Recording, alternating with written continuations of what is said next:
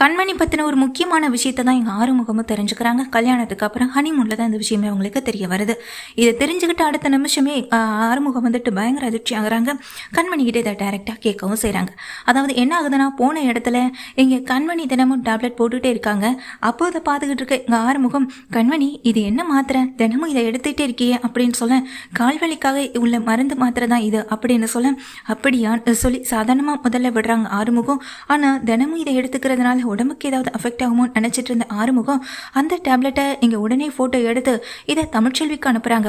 தங்கச்சி, நான் உனக்கு ஒரு ஃபோட்டோ அனுப்பியிருக்கேன்ல அப்படின்னு சொல்ல, ஆமாண்ணா என்ன மாத்திரைன்னு சொல்லி கேட்குறாங்க.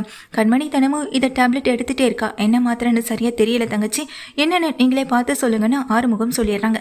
இதனால் அந்த டேப்லெட் ஃபர்ஸ்ட்டு இப்போ தான் மெடிக்கல் ஸ்டூடெண்ட்டாக இருக்கிறதுனால சரி, எங்கள் தமிழ்ச்செல்வி அந்த டேப்லெட்டை கொண்டு போயிட்டு எங்கே தன்னுடைய மேடம் கிட்டே கேட்குறாங்க.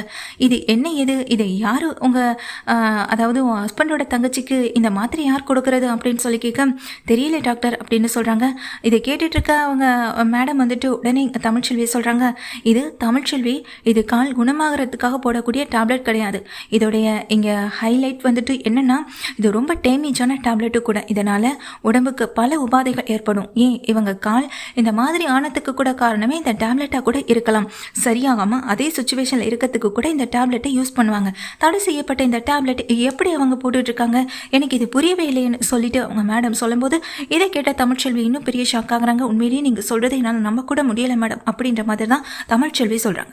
தமிழ்ச்செல்வி சொன்னது கேட்டுட்டு, ஒருவேளை அந்த பொண்ணு தெரியாமல் கூட போட்டுட்ருக்கலாம், என்ன எதுன்னு பொண்ணுகிட்ட சொல்லி உடனே ஸ்டாப் பண்ணுங்க, அவங்க ஊருக்கு வந்ததுக்கு பிறகு என்னை பார்க்குறதுக்கு கூட்டிகிட்டு வாங்க அப்படின்னு சொல்லிடுறாங்க.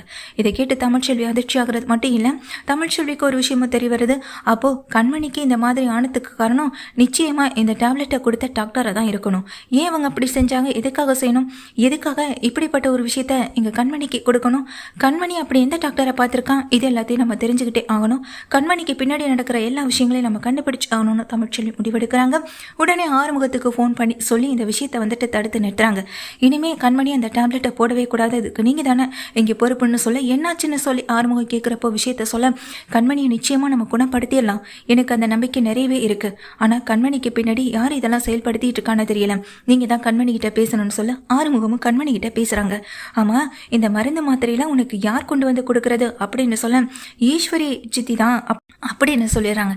என்ன சொல்கிறேன், ஈஸ்வரி அம்மாவான்னு கேட்க, ஆமாம் அவங்க தான் எனக்கு எப்போதுமே இந்த டேப்லெட்டை வந்துட்டு வாங்கிட்டு வந்து கொடுப்பாங்கன்னு சொல்ல, இதை கேட்ட எங்கள் ஆறுமுகம் அதிர்ச்சியில் எங்கள் உடனே தமிழ்ச்செல்விகிட்ட சொல்ல, அப்போ இதுக்கு பின்னாடி அவங்க தான் இருந்திருக்கணும், நீங்கள் கண்மணிக்கிட்டே விஷயத்த சொல்லுங்கள், அவளுடைய கால் நிச்சயமாக ஒரு நாள் குணமாகும், அதுக்கு நான் பொறுப்புன்னு எங்கள் தமிழ்ச்செல்வி வந்துட்டு வாக்கு கொடுத்துட்றாங்க. இதை கேட்ட ஆறுமுகம் சந்தோஷப்பட்டாலும் இன்னொரு பக்கம் எதுக்காக கண்மணிக்கு இப்படி பண்ணுறாங்கன்னு தெரிஞ்சுக்கிறதுல ரொம்ப ஆர்வமாகவும் இருக்காங்க. அதே நேரத்தில் அப்படி பண்ணுறவங்க யாரையும் சும்மா விடக்கூடாதுன்ற ஒரு முடிவில் தெளிவாகவும் இருக்காங்க. கண்மணிக்கிட்ட நேராகவே ஆறுமுகம் சொல்கிறாங்க, உனக்கு இந்த மாதிரி கால் குணமாகாமல் இப்படி இருக்கிறதுக்கு முயற்சி பண்ணிக்கிட்டு இருக்காது யாராக இருந்தாலும் நான் இனிமேல் பொறுத்துட்டு இருக்க மாட்டேன்.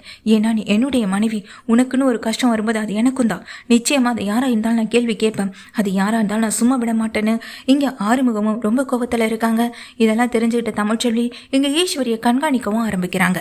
கண்மணிக்கு பின்னாடி அநீதி அழைக்கிற இந்த ஈஸ்வரி பற்றின முழு உண்மையும் ஒரு நாள் தெரிய வரதான் போகுது. ரசிகர்கள் அதை தான் எதிர்பார்த்துட்டு இருக்காங்க. இந்த வீடியோ உங்களுக்கு பிடிச்சிருந்தா ஒரு லைக் பண்ணுங்க.